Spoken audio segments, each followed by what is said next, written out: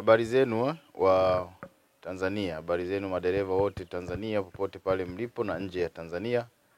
Kutokana na asili ya kazi zetu, mara nyingi kuwa mkisafiri maeneo mbalimbali, mikoa na nchi mbalimbali. Kwa hiyo ninapozungumza na madereva, nazungumza na madereva nchi nzima, lakini pia na wale wa Tanzania wanaoishi nje ya Tanzania. Mtakumbuka ilikuwa tarehe 3 mwezi wa 5 mwaka 2020 tulifanya uchaguzi na mimi nilichaguliwa kuwa mwenyekiti wa chama cha madereva Tanzania kupitia chama cha TADU, Tanzania Drivers Workers Union, na mimi kama mwenyekiti nilikuwa na wajumbe. Ulikuwa ni uchaguzi mkuu wa wajumbe pamoja na viongozi, makatibu wakuu, mweka hazina, makamu mwenyekiti wa chama, mwenyekiti mwenyewe. Kwa hiyo tulifanya idara zote za uchaguzi tarehe hiyo, na uchaguzi ulikuwa mzuri kabisa. Na baada ya hapo tulianza kwa viwango vikubwa sana vya kupata wanachama wapya, kushughulikia changamoto mbalimbali za kikazi, ajira, usalama ndani ya nchi na nje ya nchi, kuboresha maslahi ya wafanyakazi mahala pa kazi, mahusiano mazuri kati ya waajiri na waajiriwa. Kwa hiyo tulifanya mchakato huo kwa kipindi kirefu sana. Mwaka 2023 2022-2023 iliundwa tume chini ya waziri mkuu ambayo ilikuwa inaongozwa na Wizara ya Kazi, Ajira, Vijana wenye Ulemavu, ikiwa na Commissioner Susan, Commissioner wa kazi huyu, lakini pia ilikuwa na Professor Adam akiwa kama katibu mkuu wa wizara hiyo, na idara nyingine na za kiserikali. Lakini pia tume ile iliundwa ikiwashirikisha pia wamiliki wa malori, lakini pia viongozi wa vyama vya wafanyakazi. Kwa hiyo moja kati ya tume ile ilikuwa ni matokeo ya harakati za kudai haki na maslahi ya madereva, ambayo serikali iliona sasa ingilie kati na ikaunda tume ile. Kabla ya ile tume kuundwa, tulikuwa hatujawahi kuwa na sheria inayotambua posho ya safari kama ni sheria.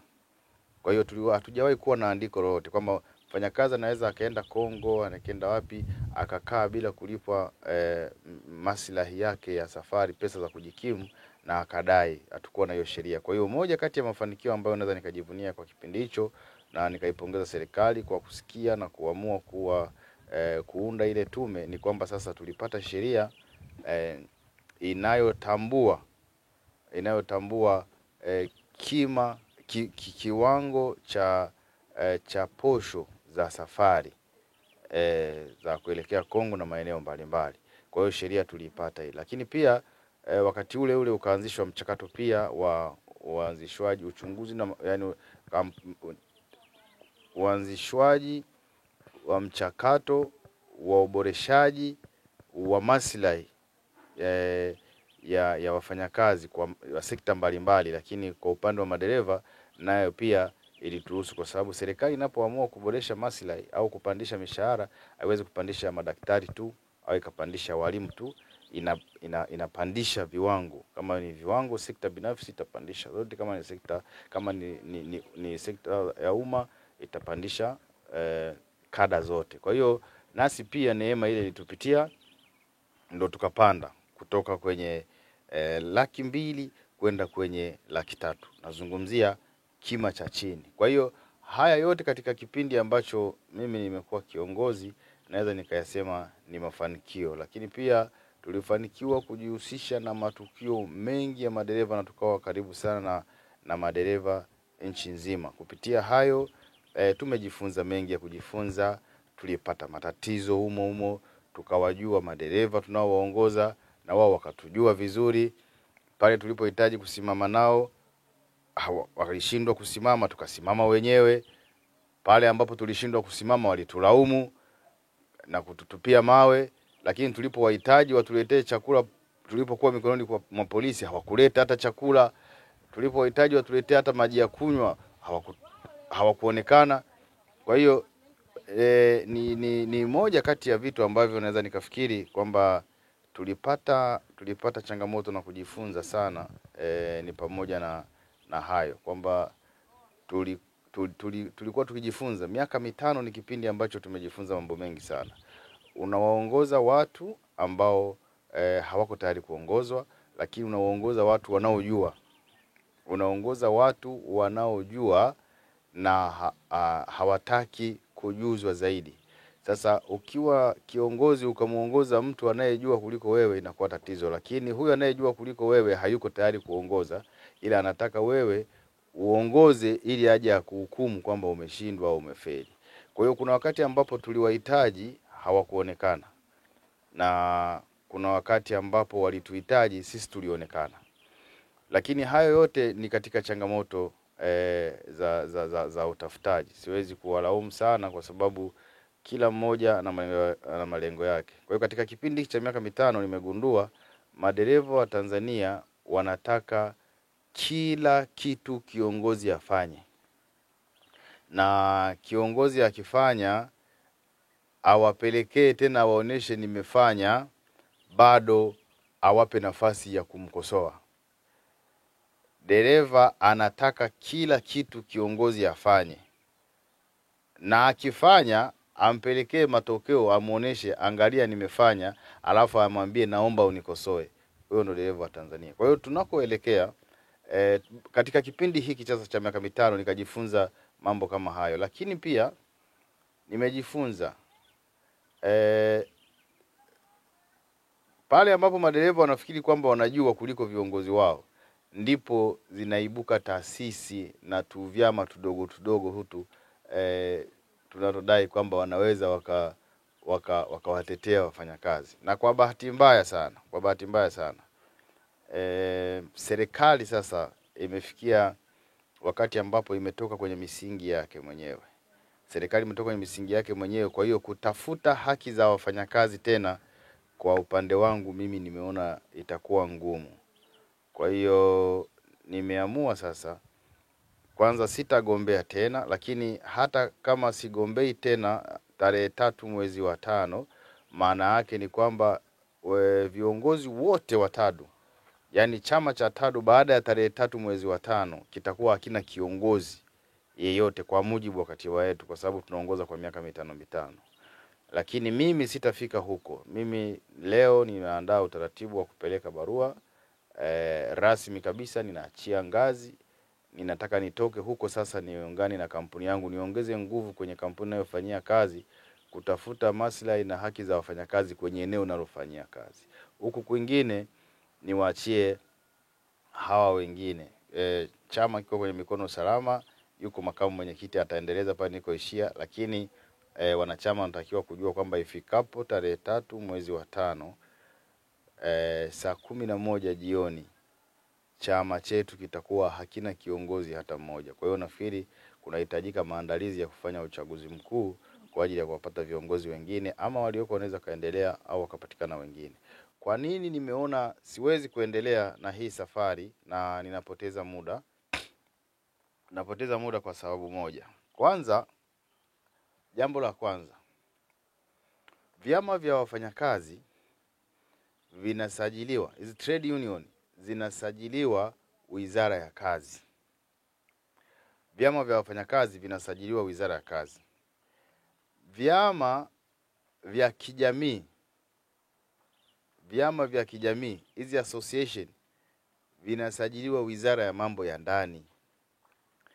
Sasa serikali wametoka kwenye misingi yao ambayo ipo, ambayo ndio inayotuongoza sisi. Misingi ipi? Sasa hivi unaona serikali wanataka kuzungumza na wawakilishi wa wafanyakazi mahala pa kazi, wanaita association. Serikali kwa misingi ya sheria, ukisoma sheria ya ajira na mahusiano kazini, haitambui association kama mwakilishi wa wafanyakazi. Vile vinaitwa vikundi vya kijamii. ni vya kufa na kuzikana. Leo unaanzisha group la WhatsApp, unasajili mle, una hadi madereva kama 20, 30, 40. Wewe ukiwa admin mkuu kwenye ile group, kukatokea changamoto yoyote kwenye eneo lolote la linalohitaji uwakilishi wa serikali, mkuu wa mkoa anamuita admin wa group, waziri anamuita admin wa group, wakazungumze maslahi ya madereva. Yani hata serikali wenyewe ambao ndio wenye sheria zao wameshindwa kuweka misimamo kwamba tunataka kuzungumza na wawakilishi wa madereva kwa mujibu wa sheria. Mkafika pale bwana, sisi tunaitwa Mararumango Association Drivers. Wewe kama umeshataja association, hatuwezi kuzungumza na wewe, tunataka wa trade union, kwa sababu wale ndio wanaitwa watetezi wa haki za wafanyakazi kwa mujibu wa sheria zetu. Sasa serikali wamepuuza hizi trade union, wanachukua yoyote yule ambaye anaweza kawasemea madereva. Sasa inapokuja sheria, ni nani anawajibika? Unakuta trade union inawajibika pale ambapo inatokea migomo, inatokea nini. Kwa hiyo association zinaweza zikaitisha migomo au zikaitisha lolote lile la kudai maslahi, lakini watakaokuja kuwajibika ni trade union. Sasa kama serikali hawezi kusimama na kutoa msimamo kwamba vyama vya kijamii, fanyeni kazi za kijamii kwenye sekta ya udereva, fungueni miradi, changishaneni, peaneni vikoba, zikaneni, uguzaneni, wewe anataka kuoa mchangieni, suti, kafiwa mnunulieni sana. Hivyo ndo shughuli za kijamii ambazo wanatakiwa watu wafanye. Lakini anasimama mtu anakuambia mimi mwakilishi wa madereva bwana, kiongozi wa madereva, mimi mwenyekiti wa madereva. Chama gani? Mbuguni Association. Umeshataja association, wewe huwezi kuwa msemaji wa madereva, huwezi kuwa mwakilishi. Sasa sisi ambao ndo tulikuwa tunaongoza hizi trade union, hatuwezi, hii kazi imeshakuwa ngumu tayari, hatuwezi kuifanya tena, kwa sababu sasa hivi imekuwa kila unapozungumza unasikia kiongozi wa madereva, mwenyekiti wa madereva, mwenyekiti wa madereva. Anahusiana nini, wa nini, alipatikanaje? Hakuna anayejua. Kwa hiyo hilo nalo ni tatizo, na haiwezi kupatikana haki ya madereva kama serikali yenyewe haitasimama kujua inatakiwa kuzungumza na nani, kuzungumzia nini. Hilo ni eneo moja. Lakini eneo la pili, unaweza ukaona pamoja na yote ambayo tumeyafanya, ambayo tulihitaji sheria, tulipata sheria, lakini bado ikabezwa. Tulihitaji maslahi, tukapata maslahi. Ukienda kuomba, unapeleka maombi, una shida ya milioni 1. Anayetaka kukupa anakuambia mimi nakupa 300,000. Na wewe ulikuwa na 100,000. Huwezi kusema safari yangu ilikuwa ya nani tu, haina faida yoyote, ameniongezea tu, lakini kaniongezea 200,000. Si amekuongezea? Unavuta subira kidogo, unamrudia. Lengo lilikuwa ni milioni 1, ulinipa 200,000 siku ile, unaniongezea tena.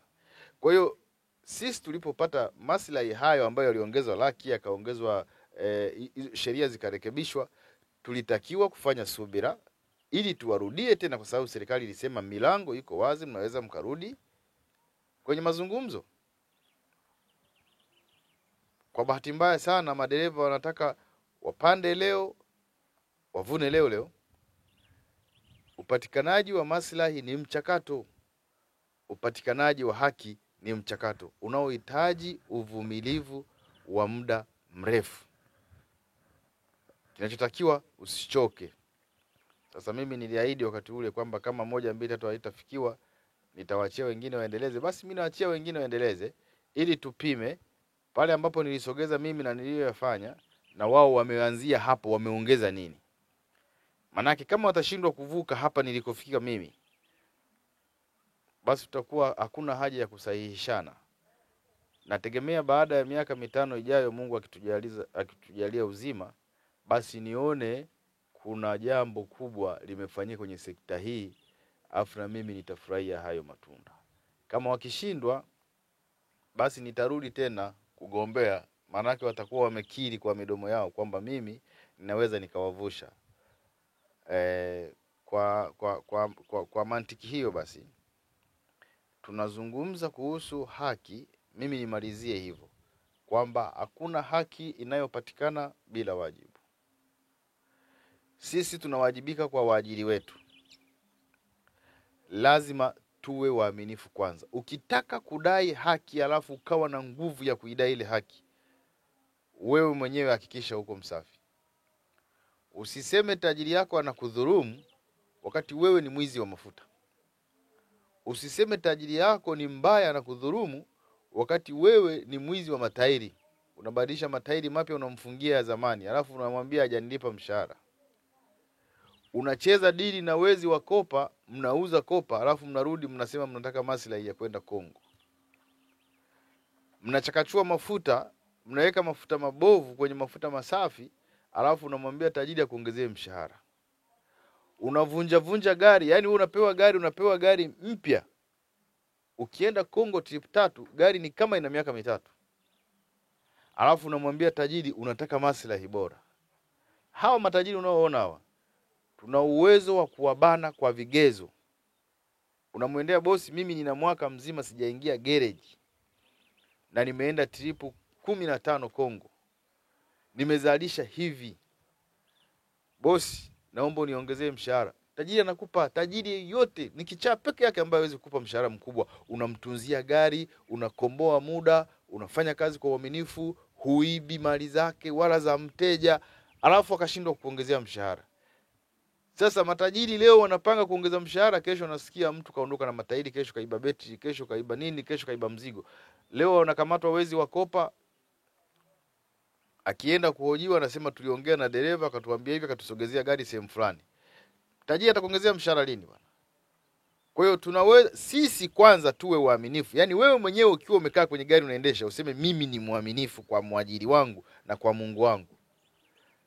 Alafu useme wewe kwamba mwisho wa mwaka huu nitakwenda kumwambia mwajiri wangu aniongezee mshahara kwa uaminifu wangu huu nilioonesha kwake. Lakini sisi tunataka matajiri wawe waaminifu kwetu, ila sisi tusiwe waaminifu kwao. Na ukimwambia dereva kuhusu hilo, anakuambia umenunuliwa, umehongwa, wewe una lolote. Dereva aibe mzigo, atelekeze gari, alafu akitangazwa anatafutwa, unakuta anapata watetezi. Unaambia ile kampuni huwa hailipi ndio maana dereva kaiba. Yaani wewe utetezi wa kutokulipa kwenye kampuni ni kuiba. Si uiache kazi, ukatafute inayolipa. Kwa hiyo nafikiri hii sekta tunaweza tukaiweka vizuri, tukaifanya ikawa yenye heshima kama sisi wenyewe tutaamua kujiheshimu. Lakini kama tukiendelea na hii tabia ya kuvunja magari, ya kuiba mizigo ya wateja, kuiba mizigo ya waajiri wetu, hatuwezi kufanikiwa hata baada ya miaka 100 ijayo. Kwa sababu ili tuweze kuidai haki yetu, lazima sisi tutende haki kwanza kwa waajiri wetu.